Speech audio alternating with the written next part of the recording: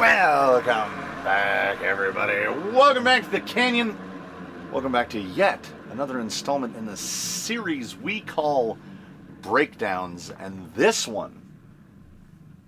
particular one right here, this is a real easy twofer.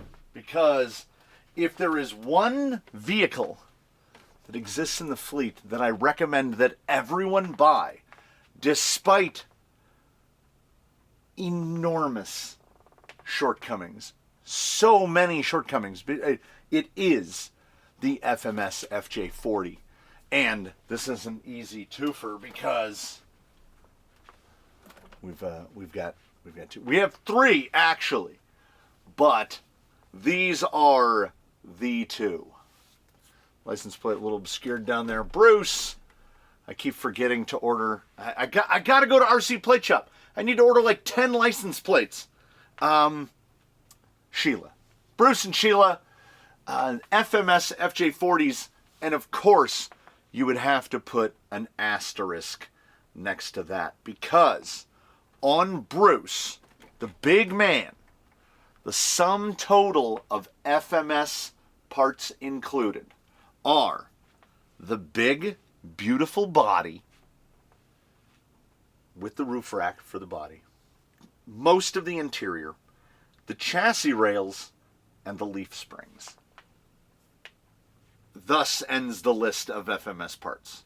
Sheila has the big, beautiful FMS body. She is still running the factory front and rear bumpers. Bruce is running neither. She's got most of, again, the interior. She is running the factory chassis rails and the leaf springs. They have both been axle swapped. Bruce, I welded up a 1-pound steel front bumper, which is now patinaing in very nicely, I must say. They both share many things in common. They've both had gearbox swaps. They both had axle swaps. They both run Proline G8 Trepidors, which are, if you own or plan on owning an FMS FJ40, just order your G8 Trepidors now and then hop through the hoops of what insert do I fit in these because they're 5 inches tall. And if you love the FJ the way that I do, you're going to drive it everywhere, through everything, all the time. So you basically, Bruce has silicone inserts. I want to say they're the Famandas. They're the ones that look like this. And then, in order to make them fit, because they don't fit, I took not this green one, but the blue one. The big 575 blue one. I think this is actually the 5, yes, this is the 525. I took the 575 big blue one, and I cut all of these veins right here, turned it inside out, and glued it with Alec P? I know, it sounds crazy. But that's what it's called, Alec P. I didn't know there was such a thing as the professional liquid to glue silicone. And I bought a bottle of it and I tried it, and I can tell you this. Yes, it does indeed glue silicone. And it will glue you. It will glue you to that silicone. I learned to put nitrile gloves on by like the 3rd insert that I glued. And they appear to still be working. But that's the kind of hoops. Now, the 575 silicone insert I regard as unusable. This thing is kind of a magic, it's a magic thing. You put this in a 2-2 canyon trail, and if you have a rig that's going to go out and mush about in the water and the fun and the mud, you take a 2-2 canyon trail, cut the half of lugs out like we always do, put one of these, either the green or the blue, they feel exactly the same, put them in there, and just don't think about it again. They're truly fantastic in that aspect, but there's 3D printed in here, which kind of make her tires a little shorter and a little fatter. The insert, finding a desirable trailing insert for the G8 1.9 Trepidor is genuinely a problem. So, Bruce was the first FJ40 here. Both figures in the vehicle had to come here all the way from jolly old England because despite the fact that on the bottom of this chassis it says officially licensed by the Toyota, etc., scale model 1/10 scale, it is absolutely not. When people see Bruce for the first time, they go, wow, that I did not know how big that was. This is an 18-inch, 460-millimeter ruler. Bruce, so there's the back of his spare tire. There's 460 millimeters. And then here is a 150 millimeter, and that gets us to just the front. He's real big.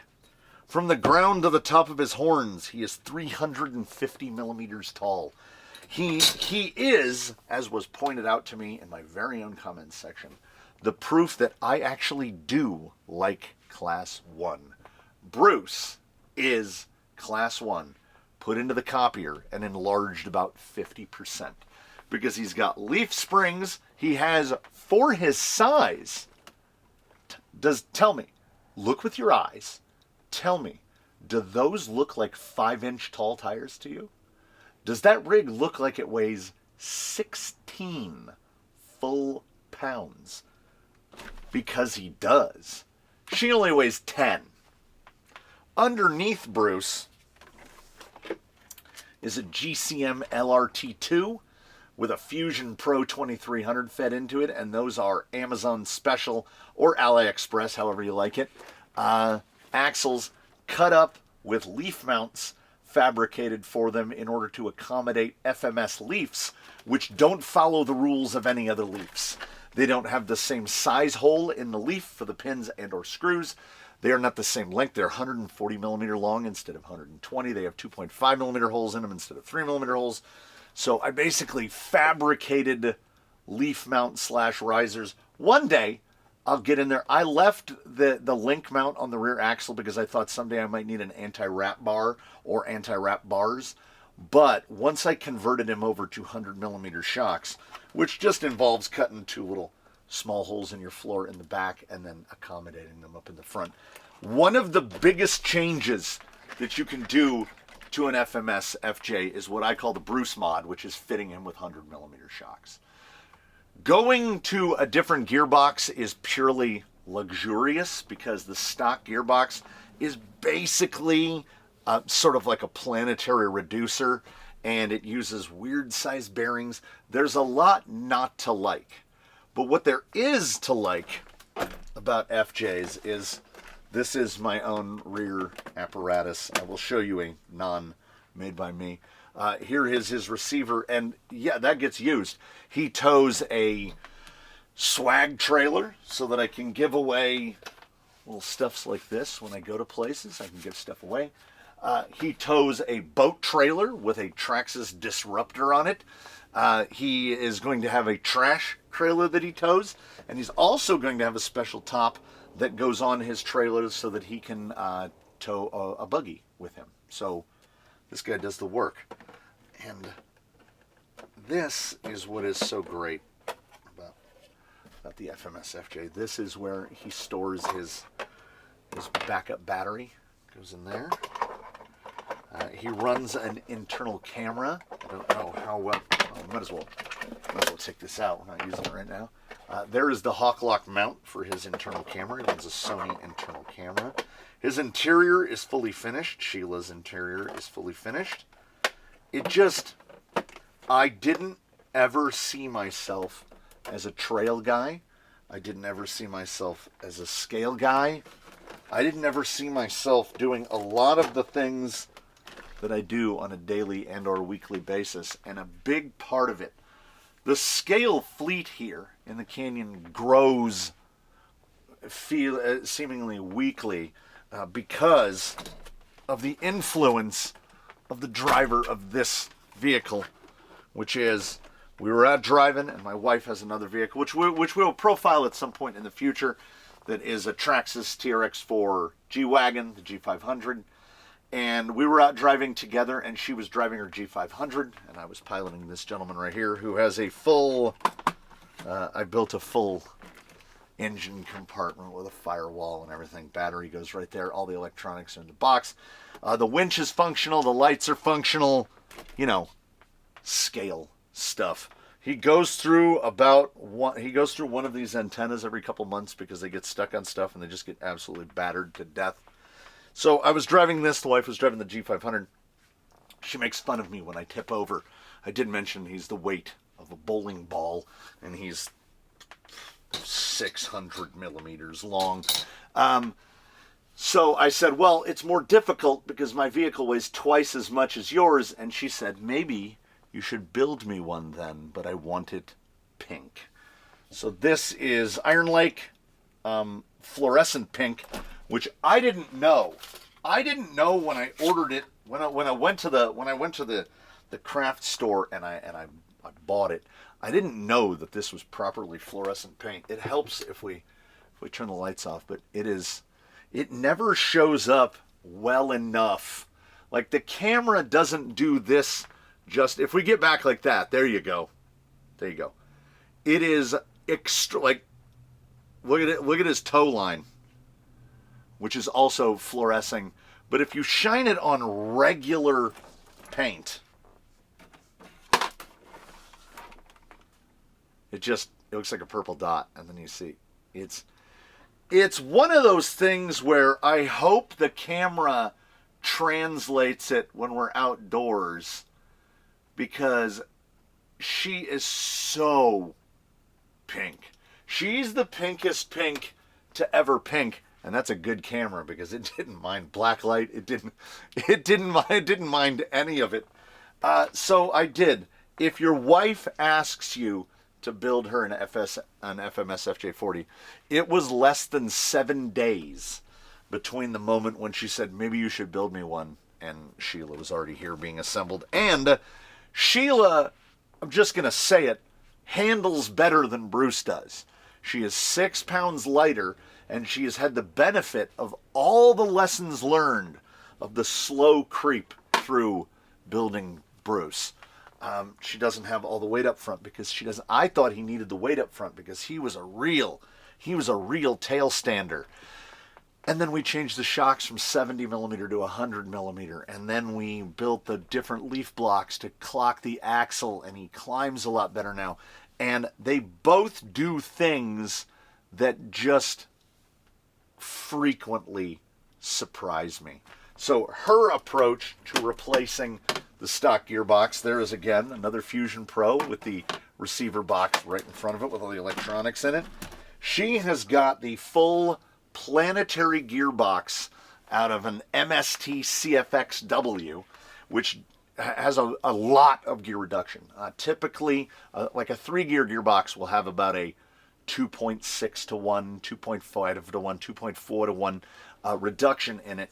And this is 4 to 1, and then has and that's not including spur and pinion, 4 to 1 internal, and then a 1.3 to 1, just a minor reduction transfer case. And then it runs Mod 6 gears up front. So she's running 2062. So it's like 16 to 1 on the gear reduction there. And then instead of Amazon clone F10Ts, she is running full-blown real deal Holyfield Boom Racing BRX 90s. And they are really, really nice. With the skid guard up front. I had to, once again, didn't even bother to clean them up, paint them, nothing. There are completely different spacing and hole size in there. And if you notice, see how they're spaced out a little bit on the blocks? This is one of those instances where it would be easier to just knock the house down and start over. The spacing on here is 78 millimeters between leaf mount to leaf mount. And the spacing on the chassis is 81 millimeters. 140 millimeter leaves versus 120. The same exact thing that I got to here. I knew it would happen, and then it did. But 100% absolute labors of love. I would do it again. If either of them went off of a cliff and were completely destroyed, I would scrape into a bag what parts that I could, and I would rebuild another one because, like, There is she's right over there, always. She's right there. Marie Kondo, Japanese lifestyle expert. I don't know how many people have asked me, is that your wife? No, that is Japanese lifestyle expert Marie Kondo. She's under 5 feet tall. And she has this bit about, does it spark joy? And sparking joy is not often about, like, the rig that performs the absolute best is not typically the one that you think of when you think warmly and fondly of the things that we have anthropomorphized. It's the thing that is idiosyncratic to the extreme. And the FMS FJ40 is that. I recommend that everybody get one, because start with it in stock configuration, because it is functional. It will work with the included weird gearbox. So I would put the axles right here, so axles. And if the first you drive it, you take it out into the woods, and your first thought is, oh man, you know what, I should get some stuff and put it on the right. I gotta get a driver fix. I gotta get a Star Wars Jyn Erso from the Rogue One movie from 2016. I gotta get a 9-year-old 10-inch figure because the thing is 1/7 scale, and then I gotta put leaves on it, and I might as well swap axles, and then I gotta do this, and then I gotta hit up MKRC Builds on the internet and get a sweet as tire fuel cell rack that just swings out. You drill a couple holes, you slap it right on, and I mean, how good is that? How good is that? It's pretty good, is what it is. It's pretty darn good. Last trip out, boop, that one's gone. Why does she have shackles? Because we used this very rope here to flat tow her for about half a mile, because a little tiny reduced pin in her stock gearbox broke, which probably would have been absolutely fine, but 10 pounds in a Fusion Pro, 16 pounds in a Fusion Pro. I like to call them Restomods, so they both have very blue lights in their lights. She only has 4 so far. These are not hooked up yet. She doesn't have tail lights yet, but she will. She will. Bruce has tail lights, headlights. His roof lights work. He's got side indicators, but they just stay on because turn signals, why? The amount of work and the amount of money put into these two is ridiculous. I would be the first to admit, absolutely ridiculous.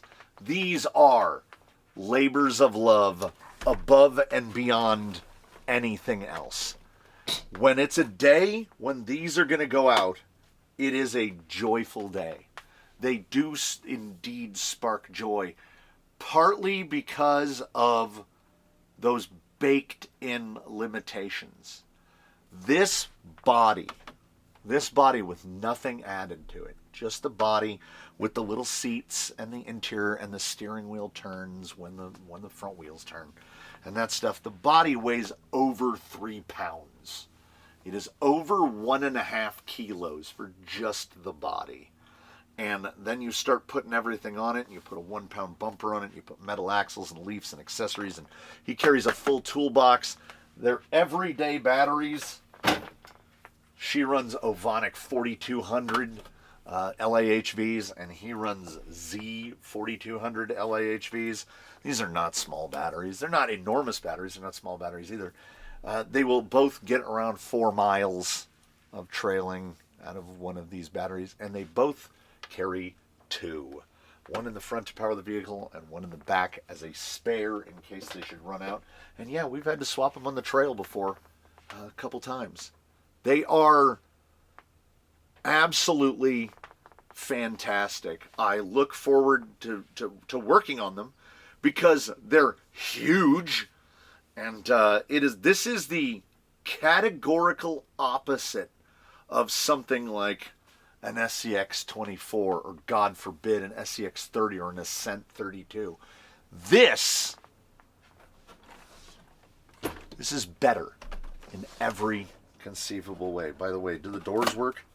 Of course the doors work. Of course the doors work. It's a big scale truck. And I hand painted all of the interior in there. Even the little knobs on the dash and the wooden knobs on the transfer case. I'd do it again. I'd do it again. I love them so much. Some of the absolute favorites in the whole fleet.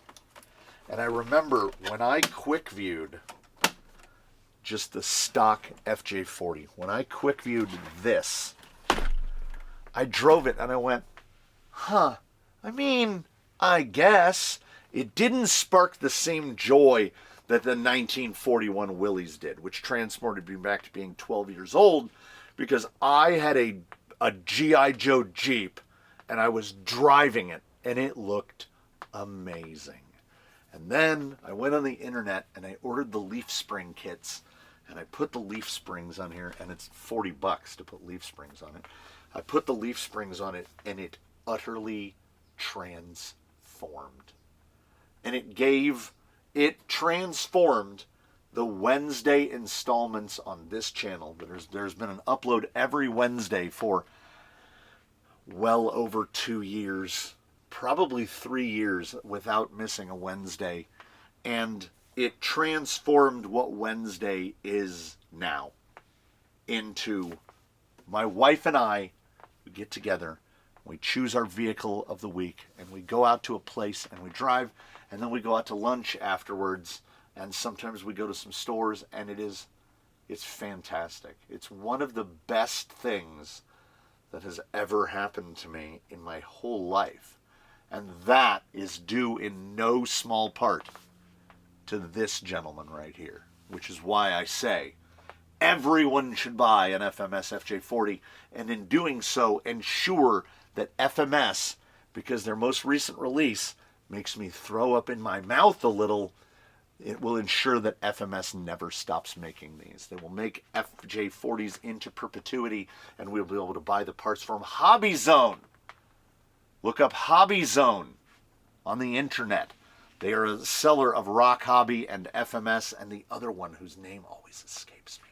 And you can order whatever you need from them, and they are based in the U.S., and you don't have to wait for an order from FMS to come all the way from China. Sometimes you can just buy these on Amazon, on Fair RC. That's the other one. Sometimes you can just buy them on Amazon on Prime. She was purchased as a blue FJ40. Are there any spots? You can see a little bit of her original blue. Oh, and also the first thing you do, paint the underside of your FJ40 black. It is maybe one of the biggest changes in terms of scale accuracy. And then hit up MKRC Builds. There's the little MKRC sticker down there. Because he'll get you set up with front ender fenders, which just slap right on. He does the 3D printing of things like these coolers. He does the jerry cans and the brackets. And also, if you're not going to build your own rear bumper out of aluminum, he does those. He does the lights. The lights are him. It's all good, okay? It's so good to the point that I acknowledge you would probably save money in the long run if you went to Hobby Zone or FMS and just ordered all of the a la carte pieces to assemble a body, the chassis rails and plastics and the leaf kits. The price would probably come out pretty close. You will, if you love it as much as I do, and I hope that you would, you'll end up with a box full of FMS stuff. Enough to basically build another FMS vehicle. The axles are not terrible. The gearbox is not awful. But there's something. Every different thing strikes a different chord with different people. And the FMS FJ40 struck such a chord with me that I don't even hesitate to go over to Asia Tees and buy $250 worth of axles for one, or a $250 gearbox. Because you cannot put a price tag on joy. And basically what we've done is I've painted myself into a corner where I love driving it so much, and I just want to keep festooning it with stuff. He's still missing a bunch of stuff. He needs like shovels and axes and all of that stuff, and he needs more gear on the roof, and he needs to find more feathers when he's out in the wild, and things like the golf ball that he found one time and has been riding on his roof ever since. It needs more, because sometimes more is more. And I keep wanting to put more stuff on the wife's. And I look forward to every Wednesday to getting to drive whatever we drive on that day, getting to drive these big ones, getting to drive the other ones. It's joy. And I would hope that, and also the gentleman in Britain can hook you up with the decals, the side decals as well, the 70s sweetness. Anyway, I could go on and on and on. You know that a vehicle is to you something more special when you buy a pair of the actual tire purely to run as a spare. I've done that for no other vehicles. No other vehicles warrant that. But these absolutely do. If you ever have a single question about the FMS FJ40, do not hesitate to ask. I would be more than willing to answer. I am also more than willing to thank you so much for joining us here in the Canyon today for a protracted breakdown of two of my favorite things in the world, which is the FMS FJ40 and having the absolute pleasure of getting to go out and drive FMS FJ40s with my wife. Like, I don't know if it gets better. So, thank you so much, everybody. I look forward to seeing you in the next one. In between now and then, please one and all do your very best. Have a good one, everybody. We'll see you again here from the Canyon, hopefully sooner than later. Always be sure to check out a Wheelin' Wednesday. We go to fun places. We do fun things. If you haven't tried trailing, get one of these and do it. Because the next thing you know, you've been out there for 2 hours and you're just having a fantastic time. There's no competition. It's just great. Hope your day is great. We'll see you in the next one.